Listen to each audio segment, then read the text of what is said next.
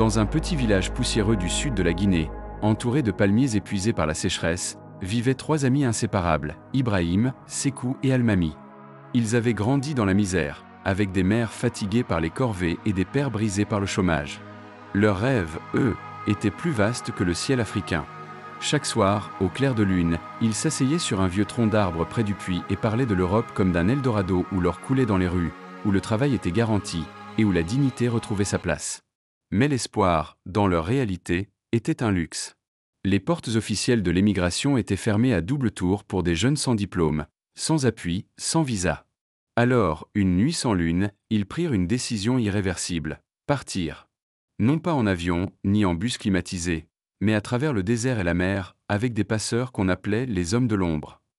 Ils vendirent ce qu'ils avaient, une moto usée, quelques bijoux de famille, un terrain abandonné. Avec ça, ils achetèrent une place dans un pick-up rouillé qui partait de Cancan vers le nord du Mali. Là commença la traversée du Sahara, un enfer de chaleur, de silence et de sable qui engloutit les corps et les espoirs. Pendant plusieurs jours, ils furent secoués comme des sacs de mille. Des dizaines de jeunes entassés comme du bétail, sans eau suffisante. Certains mouraient dans le camion, d'autres sautaient de peur d'être livrés aux bandits du désert. Ibrahim, le plus jeune, vit une femme accoucher sur le sable brûlant, et laisser le bébé derrière elle. Le groupe ne s'arrêta pas. Après le désert, ils arrivèrent à Séba, en Libye. Là, la cruauté prit un autre visage. Les passeurs vendirent certains jeunes à des milices. Ibrahim, Sékou et Almami furent enfermés dans un garage sombre, battus avec des câbles, affamés. On leur ordonna d'appeler leur famille. « Envoie l'argent sinon on te coupe les doigts ». Les pleurs de Sékou au téléphone brisèrent le cœur de sa mère. Elle vendit ses ustensiles de cuisine pour sauver son fils. Libéré après un paiement, ils durent encore travailler comme esclaves dans une ferme de tomates pour un Libyen cruel. L'odeur du sang, les cris des torturés, les humiliations quotidiennes, le rêve commençait à pourrir. Mais leur détermination restait intacte. Un soir, on leur proposa un bateau pour l'Italie. Le bateau n'était qu'une barque en bois fragile, surchargée de 150 personnes. Il n'y avait ni gilet de sauvetage, ni nourriture, ni moteur fiable. Mais ils embarquèrent.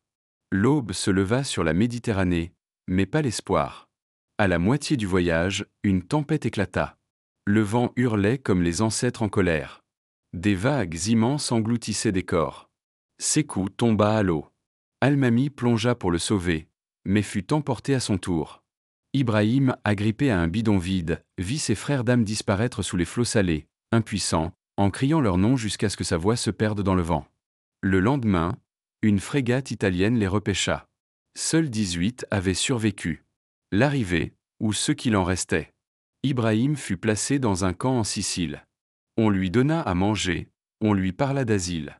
Mais rien n'avait de goût sans ses frères. Chaque nuit, il rêvait d'eux. Chaque matin, il voyait leurs fantômes dans le reflet de l'eau. Il trouva du travail plus tard, dans une boutique.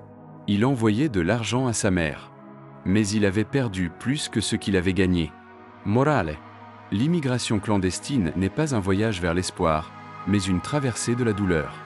Derrière chaque sourire en Europe, il y a souvent des cicatrices que personne ne voit. Parfois, vouloir fuir la misère peut coûter plus cher que de la supporter pour la transformer de l'intérieur. Chaque semaine, je partage des histoires puissantes et des conseils qui peuvent changer ta vision du monde.